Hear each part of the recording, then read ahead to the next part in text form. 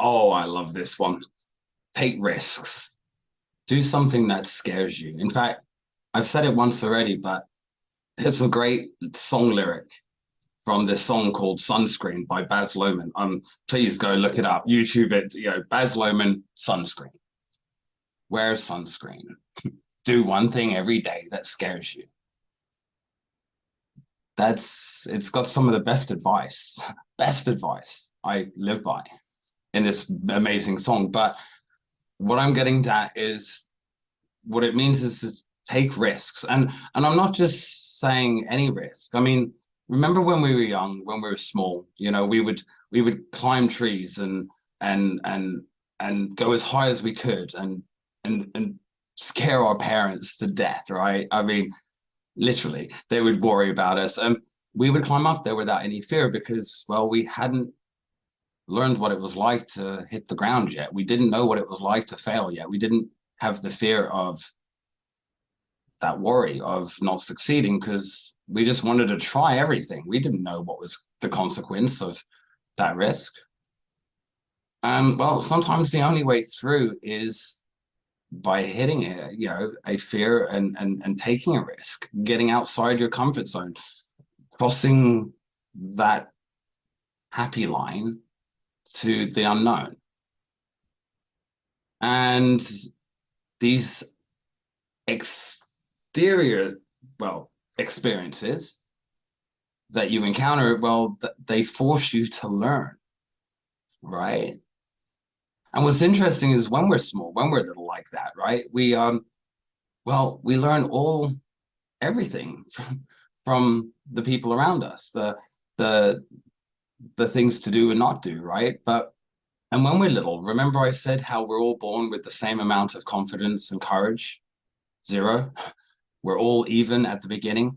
And it's only those of us that decide to climb to the highest point of the tree and learn or do the craziest climb up the mountain or go to the bottom of the sea or jump out of a plane to find your limits and push them a little further, grow. But this only happens when we choose to challenge ourselves. We choose to accept an opportunity to take a risk. And here's the thing, I'm not talking about just go and do something crazy and, hope for the best. I'm not telling you to go jump out of a plane. That would be stupid. That'd be, well, not even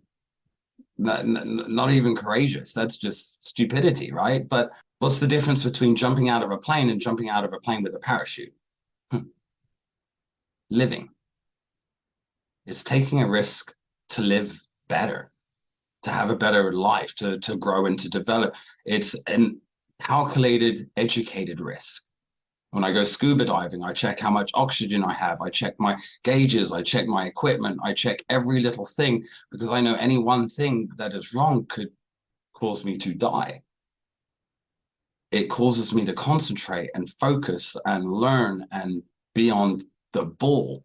When I ride my motorbike, I have a motorbike that goes extremely fast. Now, I won't ever drive it that fast until I'm on a track, but when I go fast, I know that if I make any small mistake, that could be it.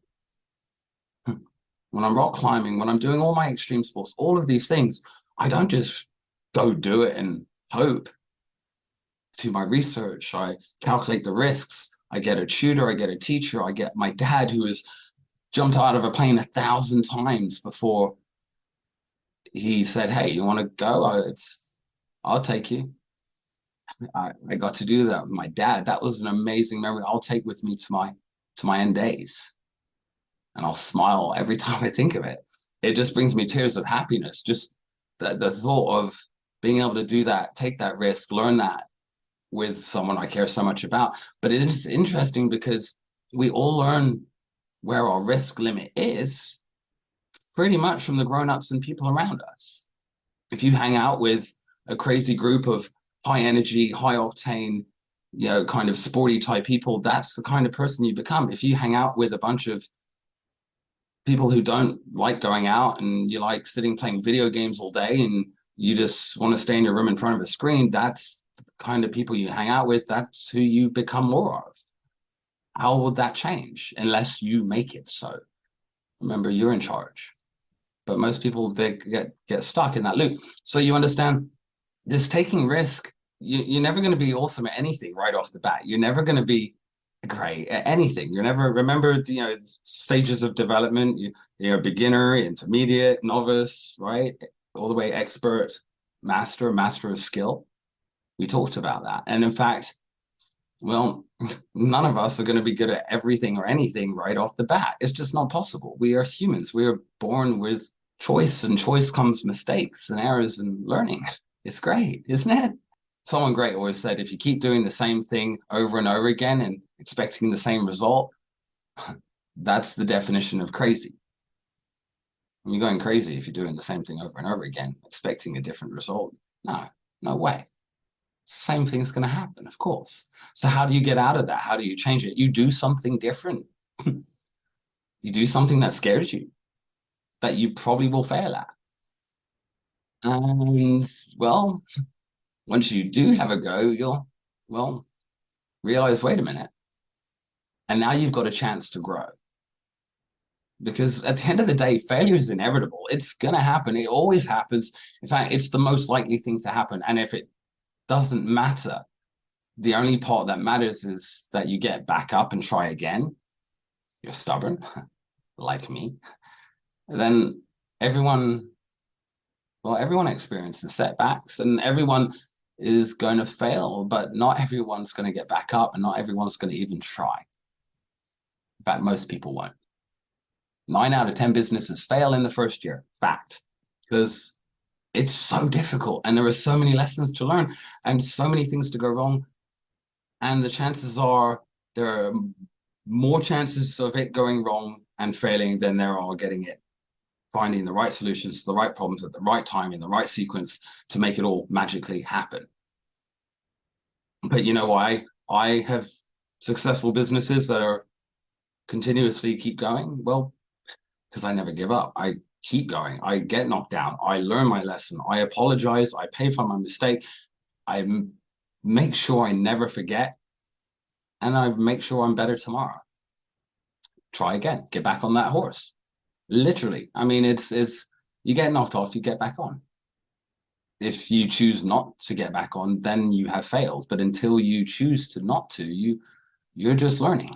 Learning's good. Hurts sometimes, trust me. But there's that saying, no pain, no gain.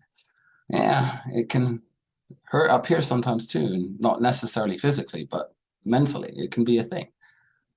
So, well, go outside of your comfort zone, and this will help you learn from experiences and become more confident.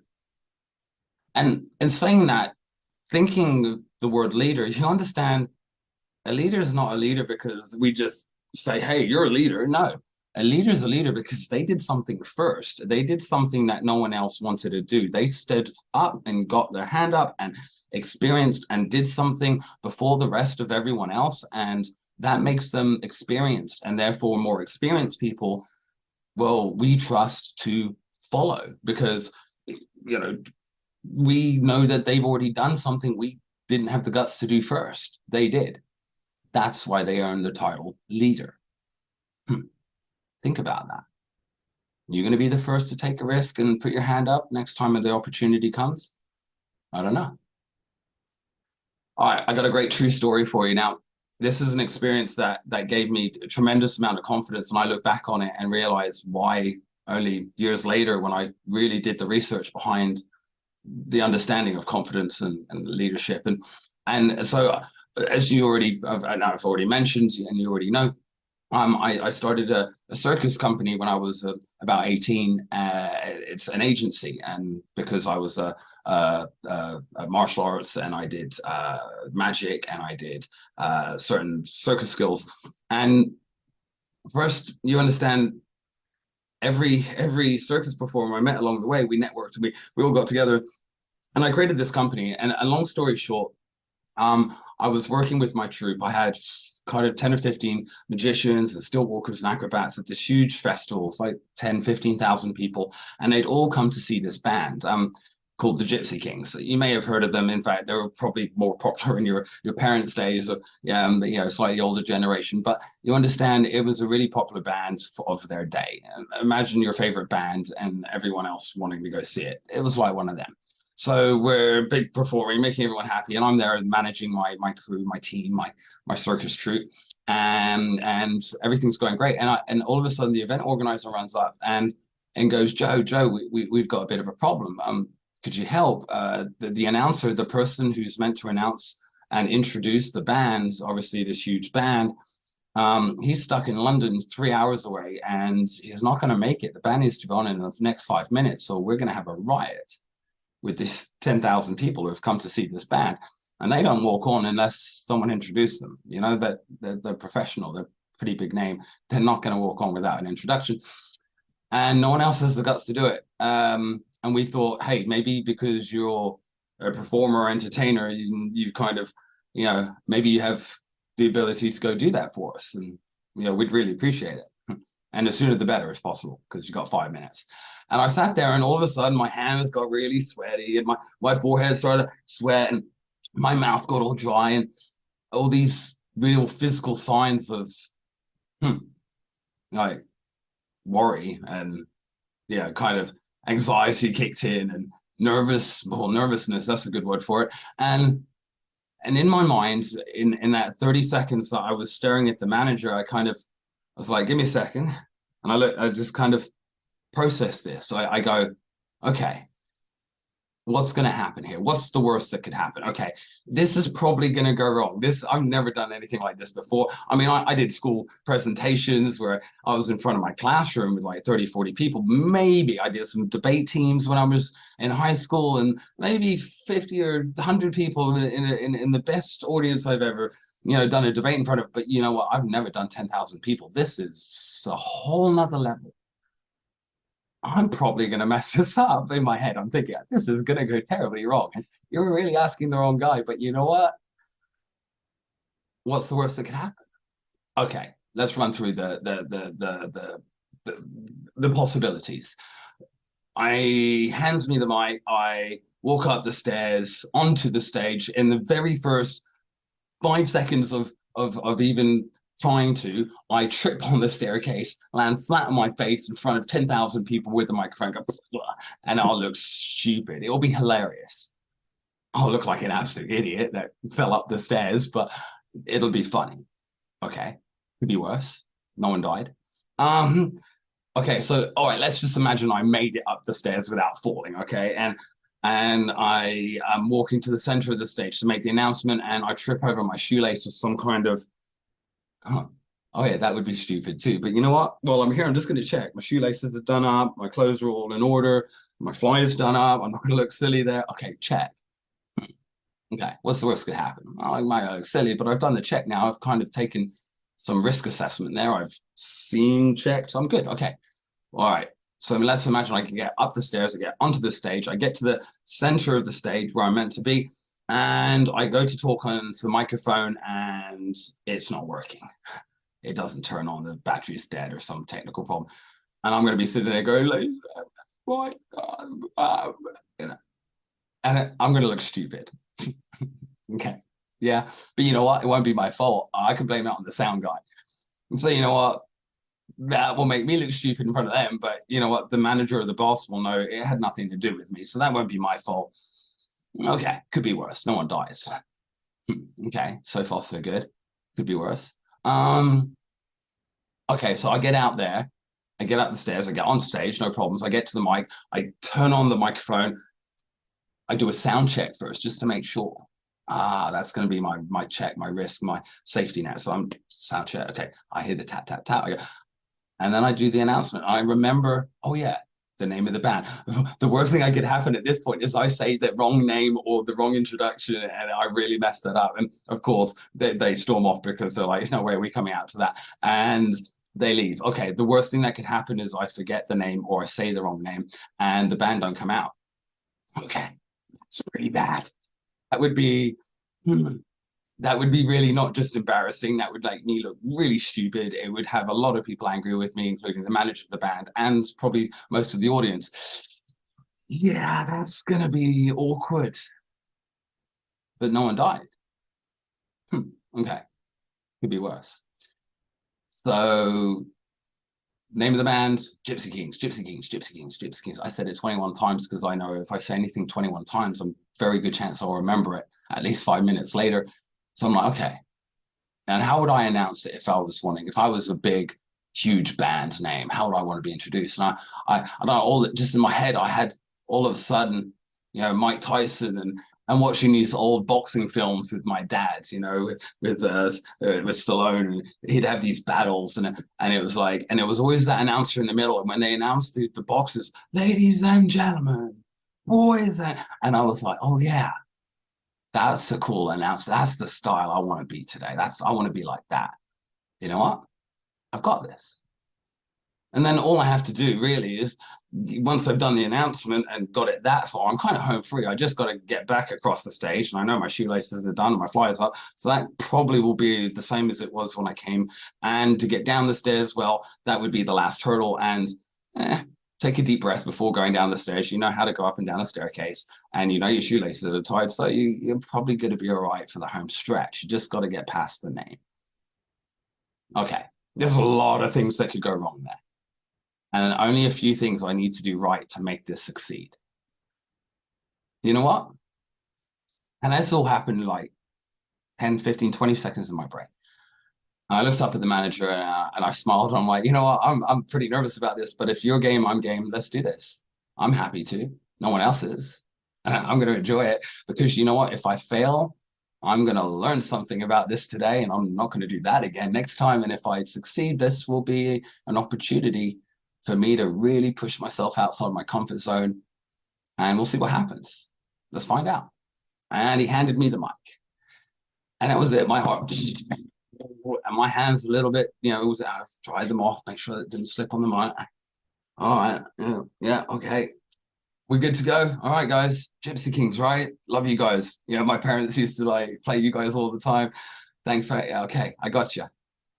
You better come out when I introduce you though, because that won't be on me. And they laughed, and that final smile, I turned around, gripping that mic tight, and I walked very carefully up the stairs, made it. Walked very carefully across the stage, made it, and turned on the mic, click, click, click. Oh, oh, you could hear it in these giant speakers.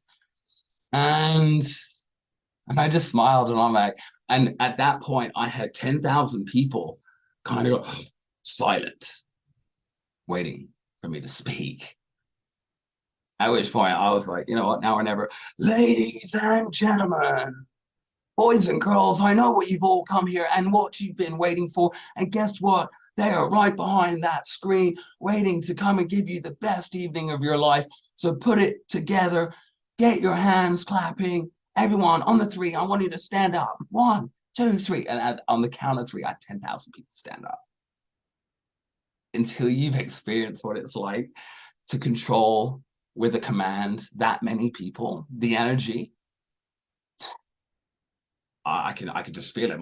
My goosebumps on my arms, just remembering the experience. And I'm like, and now clap, and everyone, and it was just like a thunder was clapping. Gypsy Kings, and everyone just goes crazy and wild. And I'm just sitting there, and it's like, whoa, my hairs are all standing up.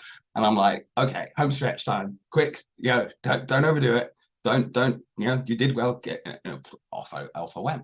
Managed to get across backstage, walk down the steps without falling, and the manager was there with a big old smile on his face, and he took the mic from me, he turned it off, click. He goes, Joe, that was one of the best introductions I've ever heard. You did it better than the guy we were paying, and you know what? There's a little bonus in for you at the end of the evening because that was awesome. We will hire you again anytime to do something like that. We know we can trust you to pull the rabbit out of the bag and make it happen when you have to. And we knew you weren't 100% confident about doing that, but you know what? None of us were even going to attempt it. So you really did save the evening tonight. I just felt that compliment just made me explode and happy. I just was a giggling mess the rest of that day. And you know what? I realized I not only had not failed like I thought I was going to, like there was so many opportunities to fail and I didn't. Well, I succeeded. And from that moment on, for the rest of my life, I have been able to talk to tens, hundreds, or thousands of people with 100% confidence that I know what I have to say will be important to the people that want to listen and take it.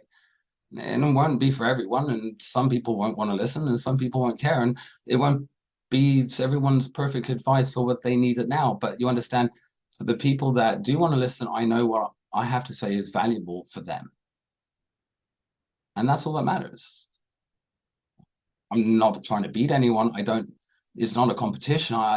Hundreds of mentors, teachers, and so forth out there that do probably better than I do. But you know what? I'm not concerned about them. All I care about is me. And in fact, every day I ask myself very much this question: what am I doing to make a difference in the world? Why am I here? It's kind of like the bigger picture, you know, leaders think about the bigger picture. I think about this all the time, this kind of vision of why am I here? And for me, it's about changing the world in some way, making a difference, leaving a legacy, doing something that one day you will find my name in a history book that said something positive. I'll be up there with the ones that were remembered for doing something to help, not hinder, not hold back, not cause negativeness, but to be a name that my great grandkids will be able to look up and with pride say that their family name was really, that pride had something to do with me. And that's what I want you guys. In fact, I want you to challenge yourself to every day ask yourself, today, how am I going to make the world a bit better? How am I going to use my skills? How am I going to find a challenge that will push me?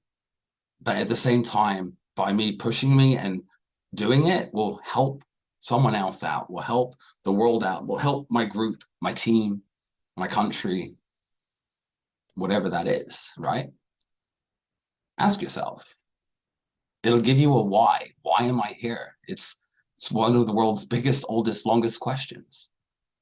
A lot of people have a hard time answering. I had a really hard time answering for years. And one day my best friend turned around and goes, Joe, why? I'm like, I don't know. It's fun. I like doing crazy things. Why? You're nuts, man. And that sent me on this journey.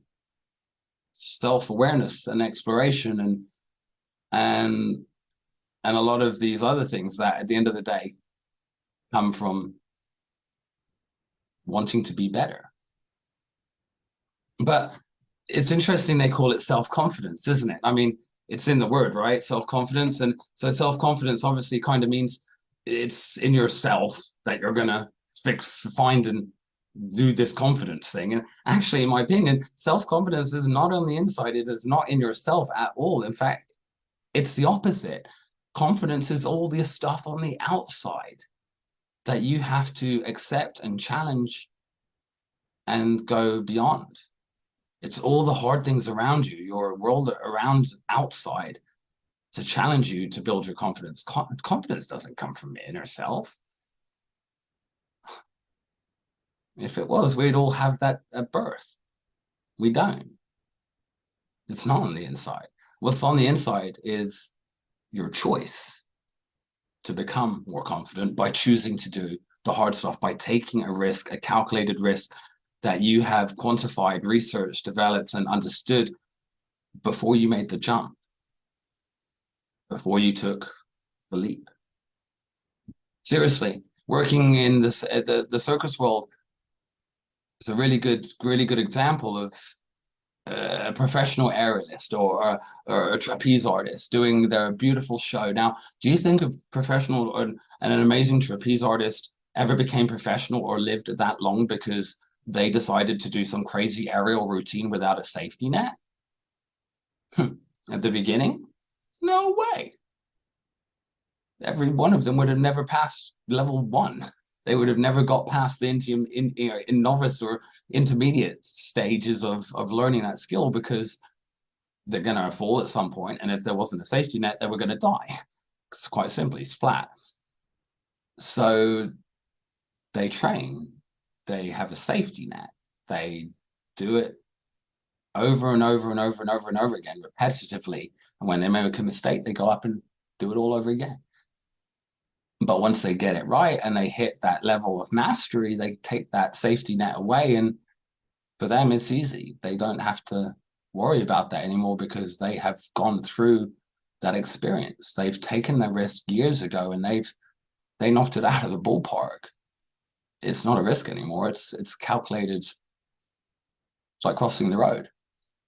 And in fact, it's probably more dangerous crossing the road, because at least when our circus performers are doing stunts and extreme skills, we are in 100% control of everything. When you cross the road, you're only in control of the steps that you take. You are not in control of the driver behind that wheel, or that biker that came around the corner and didn't see you. So really, it's safer to do some of these extreme sports that I do and things that I do, because I am 100% control of everything around me. My scuba equipment, my aerial equipment, my my harnesses, my ropes, my everything. And that gives me my confidence that I know I'm good enough to keep myself alive by doing those checks. I'm not just cavalier and bravo, let's do it. It's going to be crazy, man. No way. Yeah.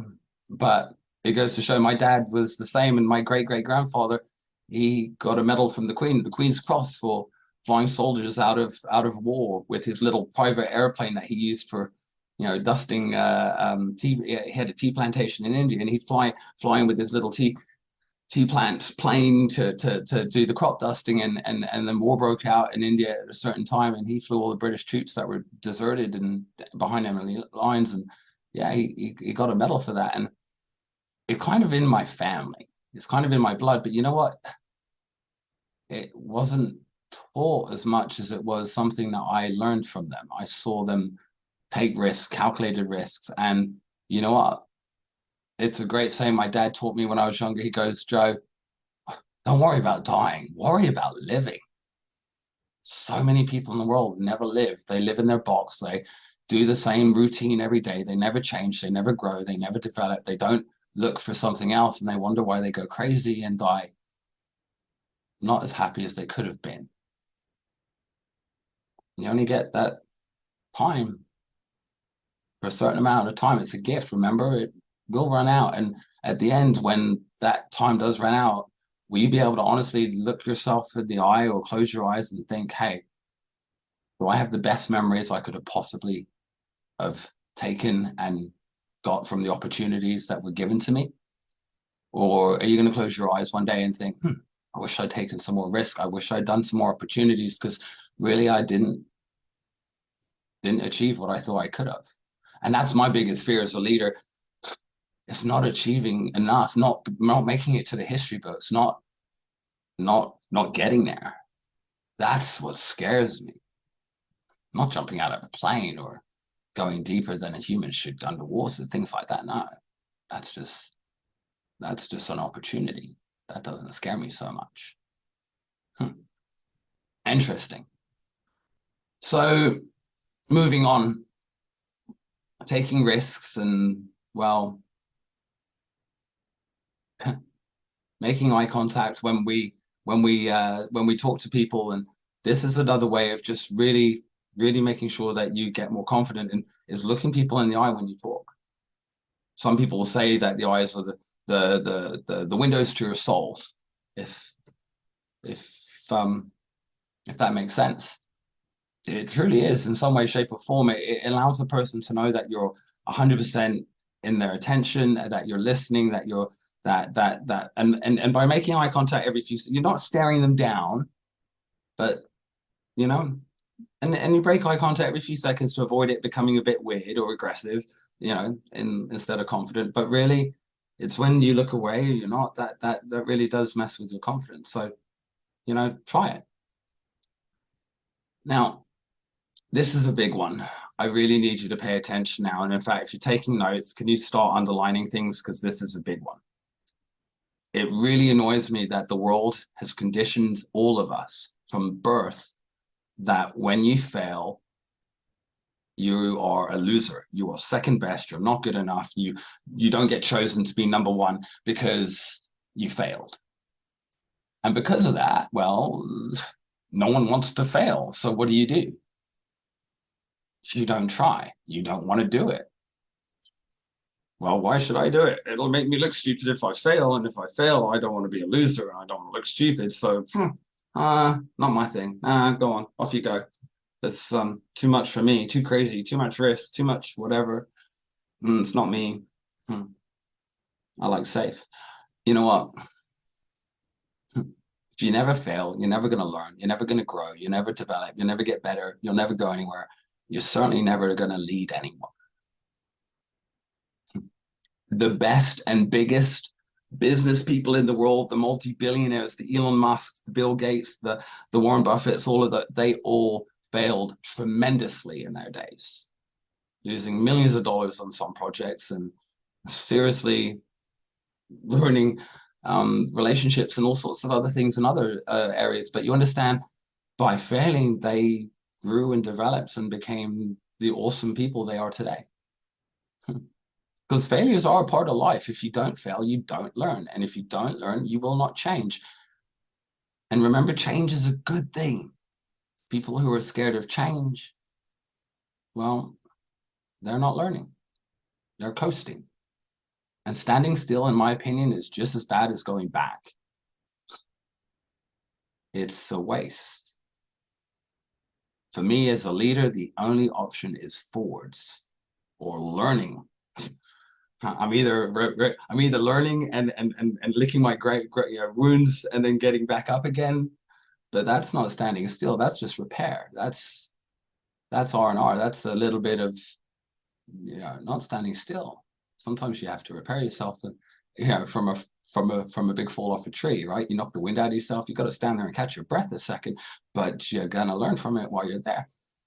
It's those of you that don't get back up, you don't climb that tree again. You decide that actually that pain, that air that you knocked out was a lesson you never want to learn again and you'll never experience again and you won't push yourself to do again and you won't like to go anything up high anymore. And from that point on, you'll miss out on the best views on the top of Mount Everest. You'll never see the most romantic views of Paris on the top of the Eiffel Tower. You'll never enjoy looking out on the Empire State Building around the most beautiful city in New York.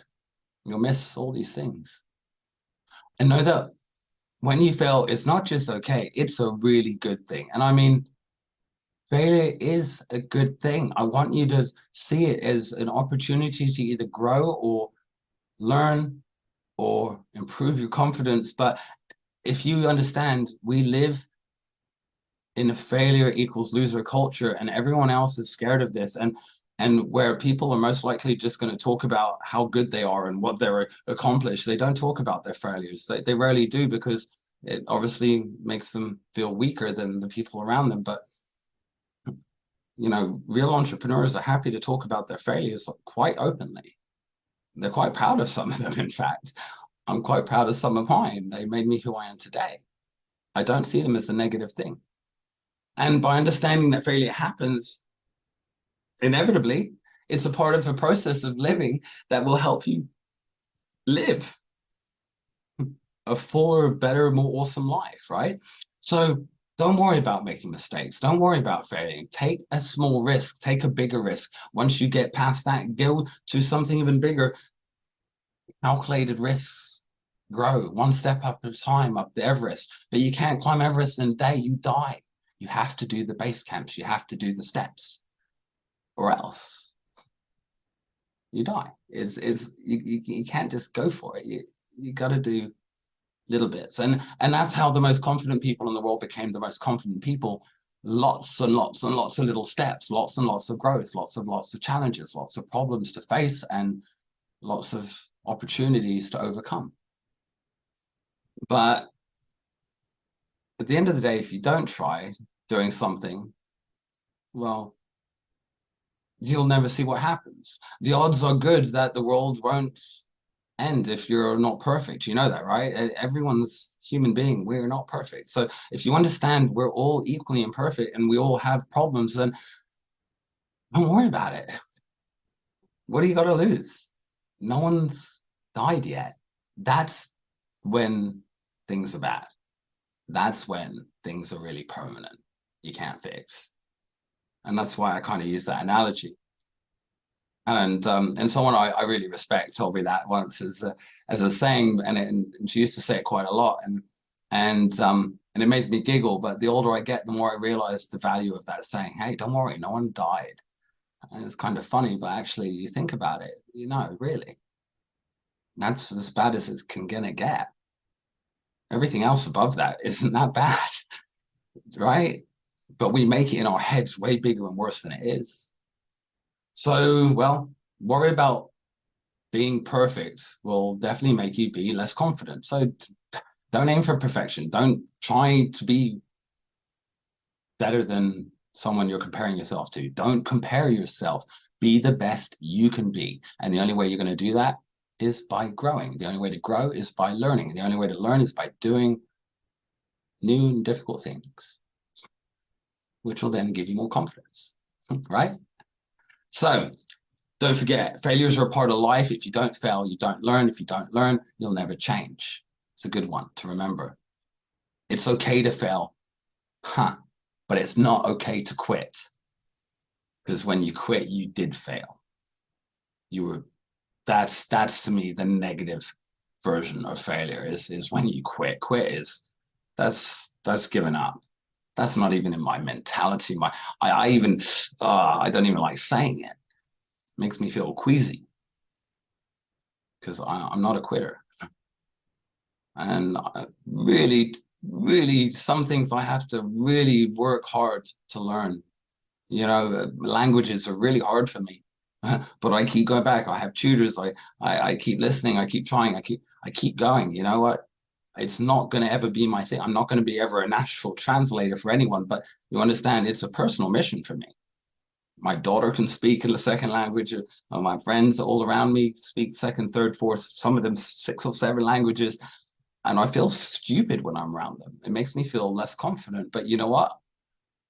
I push that. Hey, can I help you with the language things today? I know I'm doing terrible. I know I'm 5 years now and I'm still talking like a 1-year-old.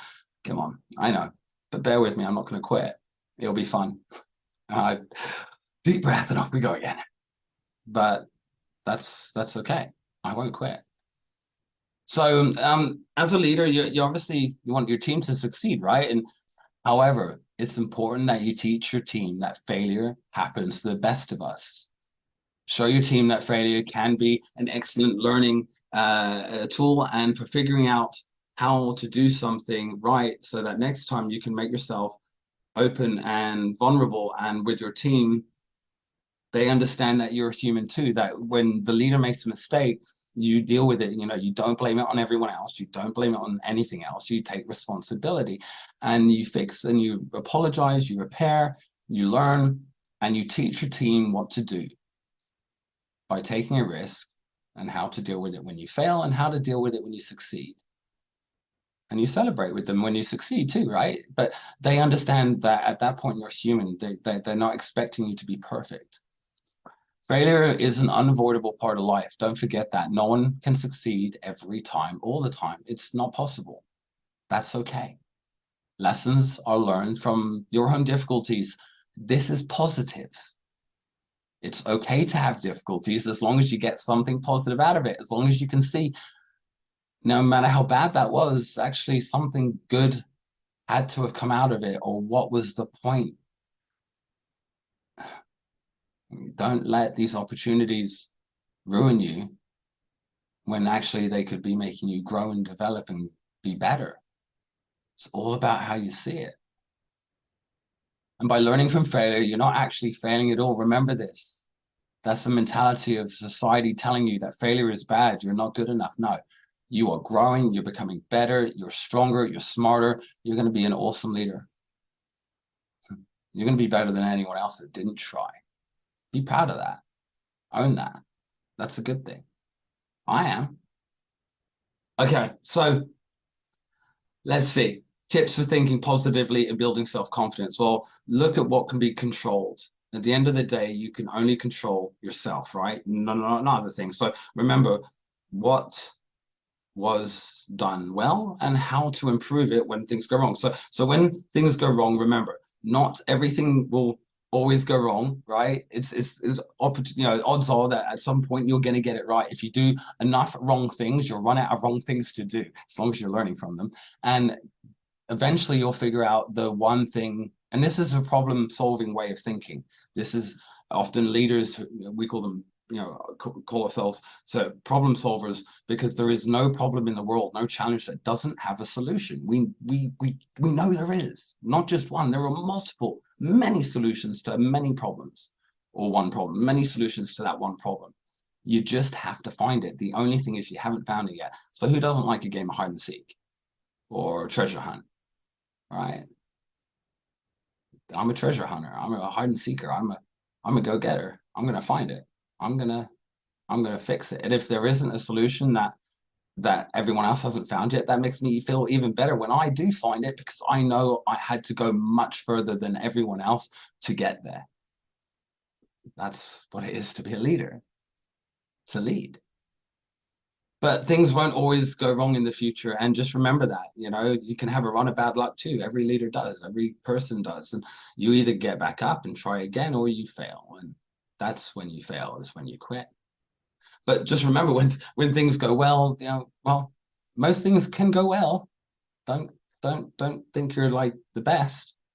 It's don't get overconfident, because that can be not so great as well. But you understand, just be proud. Hey, it did go well. Most things go well if I put my mind to it, so that's good. Keep going on that same vein. It's a positive thing, and things will usually go well in the future if I keep doing what I'm doing. So yeah, cool, nice one. I didn't have to learn a hard lesson. I just got to remember to keep doing the good stuff, right? So that's a positive way of helping you build that confidence and more. um but this positive thinking mentality, it really is it's a way of life for me. Everything about my life, no matter good, bad, or otherwise, I'm always looking for a positive outcome. And it literally draws more positive in. It's like, I like this, I've mentioned before, a magnet. So when things go wrong, remember, it's not always going to go wrong for me every time. In the future, it's got to go right at some point. And when things go right, hey, things are going right. But accept that things can go wrong. Remember that things will go well as well, and replace those negative thoughts with positive explanations or positive outcomes. When something bad happens, close your eyes and think, how do I want this to be as a success? Change the story in your head. Visualize it as it winning, as you succeeding, whatever the problem is.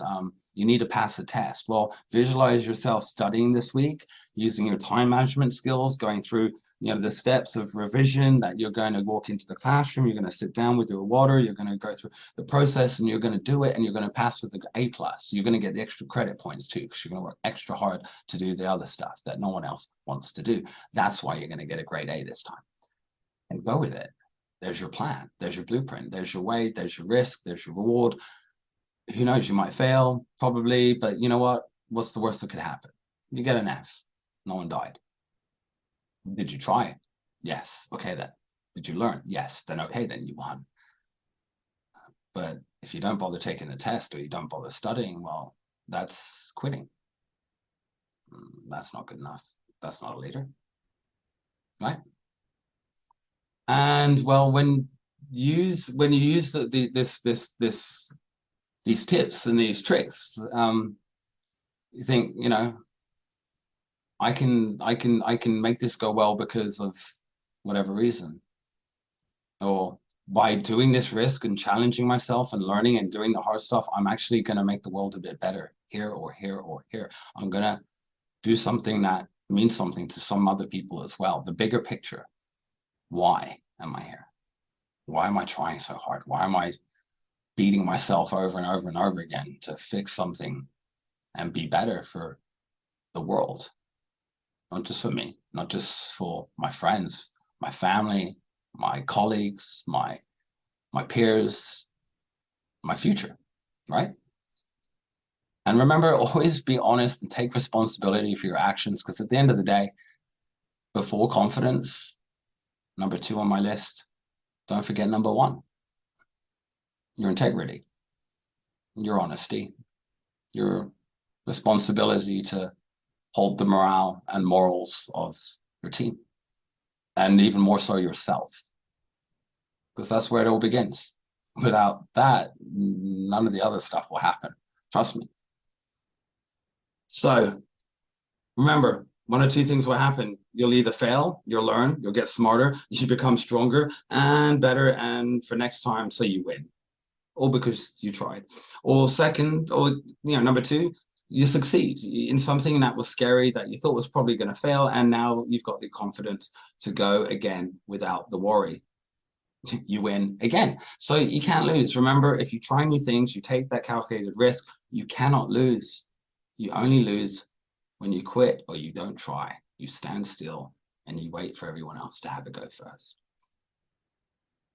So it seems like a no-brainer to me, but then that's because I live it every day of my life. It's a mindset of, I wake up, I'm looking for things to scare me, I'm looking for things to challenge me, and I attack them and I accept them as an awesome positive thing. I'm excited and happy about it. Most people would be like, come home from work. You know what? I come home from work, my biggest problem every day is I smile so much my face hurts. It's a good problem to have. How many people do you know have that problem? Most people I know come home from work like, I need half an hour to have a break, cup of tea. I just need to let go of the day a little bit. It was stressful today. I had to deal with some employees and whatever. Sure, I have problems. Sure, I have bad days, but my bad days are better than most people's good days because of my mindset, because of the way I see problems and solutions and challenges and risk. You understand? It's a whole different way of thinking. Failure is a good thing. Just get your head around that and you'll be halfway there. And remember, you can only control you. You can only focus on what you control. We need to forget everything else. If you can't control it, don't worry about it. If you can change it, fix it, right? You can't stop a tornado. You can't stop a hurricane. You can't stop COVID from, you understand, world disasters will happen. There's nothing you can do. But could you focus on what your preparations were, your training, your education, your learning, your ability to be prepared? That you can control. You control your thoughts, you control your words, you control your choices, you control your actions, you control your reactions, and very much you control your future by controlling all of these things. And by choosing to do something, you are controlling that situation. Be it wrong or right, doesn't matter. You chose, you controlled it. By not choosing, you are not in control. By forgetting about it, you are not in control. By letting the world take over and just hoping for the best, you're not in control. And being not in control is scary. It's like throwing yourself out of an airplane without a parachute. Trust me, it's not a good thing. It never ends well. You're not in control. Every bad thing will come and hit you along the way. But when you control that, that becomes a whole different ballgame. People will respect you and admire you for that too, because it shows determination, the will to be better, the self-awareness to control, and not being a control freak, but being able to understand when to let go, when to make and choose the correct choice. It's about reacting correctly, right? Once you believe in yourself, the others will follow. If you don't believe in yourself, no one's going anywhere. You're all standing still. So it really does help to be around like-minded people, being around the right group. If you're around positive people who want to do positive things, you will all become unified. You'll all grow towards the common goal, the mindset will all be the same, but as a group, you'll invent international space stations and you'll travel the universe together. That is the power of a team. Change the world in huge ways. But it can also be, with a negative group of people, you're negative people around you, it will drag you down, it will tear you up, it will destroy you as equally as powerfully as being with a good team. So be careful who you hang out with. Be careful who your team is. Choose your teams wisely. You know, interact with people that you have the same morals with, that have the same hobbies, that will build your confidence together and grow together. You don't want to be around a bunch of people that are doing negative things or doing negative thoughts, because that will just, they'll take you down with them. Trust me, it's never going to end well there either. So good people, your good friends, good friendships, good colleagues, good, all of these things are going to make a huge difference, right? And at the end of the day, get rid of the people who are negative. They're going to be like a disease. They will infect everything around you and around, you know, everything you do. And all of a sudden problems will keep coming and you're wondering why. Negative attracts negative, like positive attracts positive. It's a magnet thing, right? But once you figure that out, it'll really help you. Well, it'll help you. This group will help you very much, offer you assistance. It gives you advice. It gives you guidance. This positive group will support you unconditionally because they have the same drive and goal. They understand what you're going through. They understand the problems you've had to learn from. They'll be a lot more forgiving. They hold us accountable. They make you step up and get on because they know what it takes. They'll speak to you in a common language. They'll talk to you at your level, in a level that's common with your interests and your thoughts, because you have that together. And they cheer you on. They are there when you succeed to help you celebrate, and they're also there to help you pick you up when you fall and fail and need to try again. That's what a good friend is for, and a good group of people will do. And be careful who your friends are. Be careful who your team is, your tribe, they call it. Your tribe is so important. Pick the wrong tribe and you go to war. Pick the right tribe, you go to space, right? It's a big thing. So on the last few bits here, and this is a kind of a modern day problem that is kind of become a bit of an issue, but I'm a computer scientist. I love tech. I really do. More than most people, I am a huge tech nerd. I love the latest gadgets, the latest thing, right? But at the end of the day, when I go scuba diving, I do not have a phone on me. When I go skydiving, I do not have a laptop and an internet connection. When I go to the top of a mountain on a hike with my best friend for a week, camping under the stars, I eat food I find and gather. I'm drinking water from a river and boiling. I sleep under the open stars and listen to crickets, and I love being disconnected just for a few weeks, as long as possible every year. And while I'm disconnected, I'm with people I love, my best friends, my family, my peers, and we go out and we just don't text. There's no point. There's no power. There's no charges. There's no internet service. I mean, the very most we might have is a satellite phone for an emergency for our extremely risky adventures. But you understand that's a sensible thing, not because we want to be talking on the phone. That would be ridiculous. But they've even proven this. On a 2018 study that was published in the European Journal of Psychology, they found that people who have a lower self-esteem tend to gravitate towards building a false self on social media, which can lead to an inaccurate sense of yourself, you know, your self-worth. So, you know, when you play these video games, you build these characters up in Fortnite, Minecraft, Roblox. You build these avatars. You give them the best clothes and the best add-ons and the best skins and whatever, right? And you know, they're important to you because that's your digital self, you know, your digital version. But really, is that you? Is it real? Did you know 78% of the internet people lie? As I teach internet safety, this is a common thing. You know, that means like literally out of 4 people, 3 of them are lying. When we're talking about, oh, is that your picture, or is that your real, you know, description of yourself, or is that your real age, or is that your real? There's going to be a lie in there somewhere, because the internet is the ability to be anyone or anything. You're an avatar. You're a digital imaginary self of you. You can be anything you want on the internet, but in the real world, who are you really? And it can be tough. You come back to the real world and you're not getting lots of likes on Facebook in real life every minute, are you? You know, you're not getting compliments on all your, posts and, messages all the time, every second in real life, are you? Because that's not how it works. You got to work hard for them. In real life, you got to work hard for your rewards. On the internet, you post something, a meme, or say something silly, and hey, everyone likes it and thumbs up and has a funny comment, right? Really? Has it changed the world at all? Has it made the world a better place? Has it left you a mark that you want to be known for? I hope not.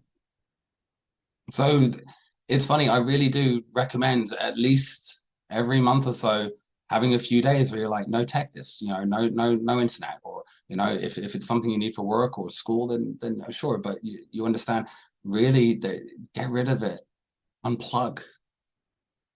And by taking a break from social media, it allows you to reconnect with yourself as a person. It allows you to reconnect with the world, nature, get your feet dirty, go fishing, go camping, go look at the stars, go listen to the birds, go whatever it is that you love to do. Some of my stuff's more high octane and adrenaline, like using gravity and other, water and things like that. But at the end of the day, none of my stuff involves a mobile phone or an internet connection or a laptop. None of it. None of it. The best things I do in my life, none of it involves tech. All the tech I use is for the things I love to do for my career and for the rest of the world, to help spread messages and to connect and network. But it has nothing to do with me as an individual to be better. It does not help me. It helps the world around me when I'm needing it, but it does not help me. So stop trying to impress everyone else. Worry about you. And remember to take that detox from time to time. And that goes for you gamers too. I teach video game addiction. I understand all about the secret tricks that programmers that we're taught at university to put into video games to sell, well, $200 billion worth of video games a year to 3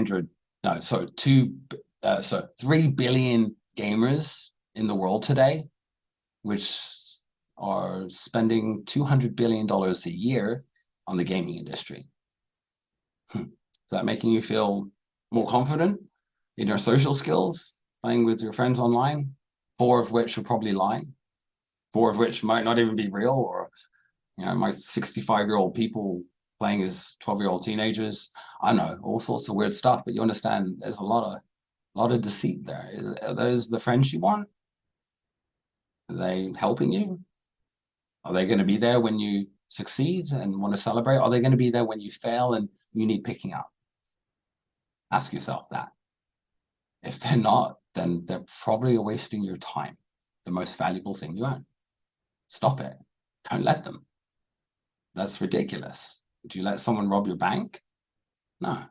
You protect it. It's why it's in the bank, with a safe and security. Don't let people rob you from the most valuable thing, your time. Only give it to those that deserve it. And those that deserve it are the ones that will help you and you can help. That's what a friendship or relationship is about. But that comes down to trust. Number 1 on my list. And to have trust, you're going to need a bit of courage.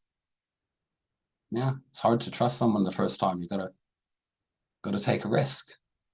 It's weird how that all loops back, right? But it does. It's a big old circle of awesomeness. But you got to be on that train, and you just fall down the mountain. So the bottom line on confidence, well, most of us are born with a healthy level. We're all born with the same, and life throws us challenges that derail a lot of us and our confidence. It happens to even the best of us. It happens to me. However, reclaiming that confidence and getting it back and making yourself stronger is only possible and worth every effort by doing more and fulfilling your life. That's what it's about. And don't forget, this is a skill that's not just going to be used a couple of times. This will benefit every aspect of your life forever till the most valuable thing you own runs out. It'll affect everything. This ability to be confident and to always search for that.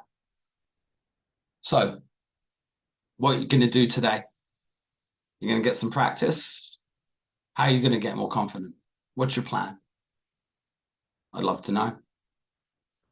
But that's going to bring us to the end of today's class, and I'm going to leave you with a little bit of homework. I want you to explain to me now what confidence means to you in your own words. I'd like to know 3 things that you would like to be more confident with. What are 3 things that you feel like you could really use that confidence for?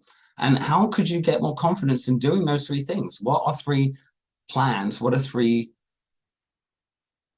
solutions to getting more confident in those 3 things you mentioned in number 2? And explain to me in number 4, why is confidence so necessary to be a leader? Why is it number 2 on my list in your own words? And number 5, what other qualities of a good leader can you think of? Because in the next lesson, we're going to cover a few more. And I want to see if you have on your list any of the ones I have on mine. We'll probably cover about 10 or so more. And I'm only going to cover the really important ones. Remember, there are hundreds of qualities, so I hope you can find a few. Yeah, give me 5, see if you can get 10, but I'll be happy with 5. And just remember, at the end of the day, you are the master of you. You're going to choose if it's not going to happen. You're going to choose if you get worried. You're going to choose if you're not sure and you just stand still and you waste your time, or you're going to go, you know what, this is probably okay. In fact, better yet, I'm going to be confident and happy. I'm going to give it a go. You choose. Where do you stand? Your choice. No one's going to tell you otherwise.